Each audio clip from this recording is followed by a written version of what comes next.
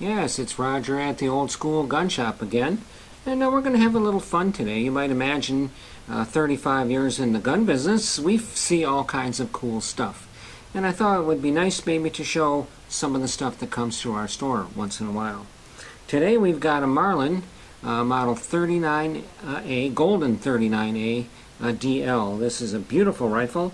I expect it was made sometime during the early 60s. Our information tells us 1960, possibly 1961. This thing is gorgeous. It's a high gloss finish on the wood. It has the squirrel on the stock, which we'll point out to you. This is just an absolutely beautiful, gorgeous gun. Marlin made approximately 3,000 of these. They made very few in 1960. I can't claim that this one was made then, but our information shows 60-61. Has a 24-inch barrel, high gloss finish on the blue, high gloss finish on the wood. Now this gun has a scope on it. From what I can understand, it does not have a factory issued scope. This scope was added on, but it is period, and that's why we leave it on there.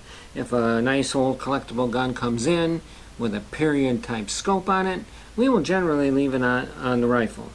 So this is an old Tasco, probably early 1960s. To determine what a gun is exactly, there's key things to look at. On this Marlin here, the gun's identified as a Marlin Golden 39A. And the Golden would be a particular series that took place starting in the 60s. You notice the gun has a gold trigger. That in itself does not make it more valuable or more desirable than a gun that does not have a trigger. It just indicates that when this production was run, they were using a gold trigger. This has a very, very nice gloss finish to it. I have not seen that listed in any of my documents as far as being original, but this gun looks so good, it would be very likely that this was a variation that was done with a high gloss stock. Barrel lengths, triggers, where the serial number is on the gun. All of these have important indicators of when the gun was made and offered by Marlin. So what do you do when you find something cool like this? How do we determine maybe when it was made, any particular features about this gun that are original or not original? We have a great amount of information here in the store. I've been on the same corner for 35 years, so I've accumulated a lot of books. But the book I tend to go to is the Blue Book of Gun Values. It has a wealth of information in there, and I usually will tend to go there first. But it's a wonderful world we live in. We have the internet.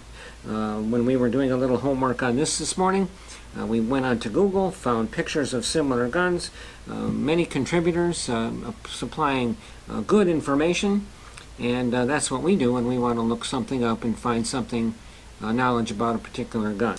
One of the first things that people want to know when we have something like this, or when you find something like this, or you're offered something cool like this, is what is it worth?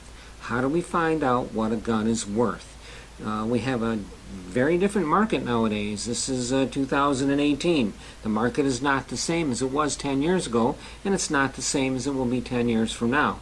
So when we want to determine the worth, we do homework. We go on to auction sites, we go to the Blue Book, we look and see what guns like this have sold for.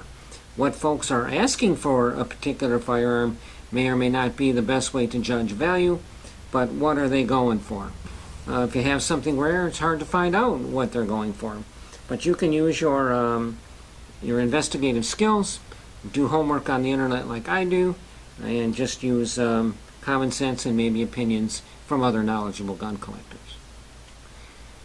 One of the things that we decided to do here with our YouTube channel is show you some cool stuff. So as we get guns in that are interesting, we're going to take the time and make some short videos to share with our viewers and our customers of what we have and what kind of cool things we found. So in the future, look for more videos about the cool guns that come through our front door.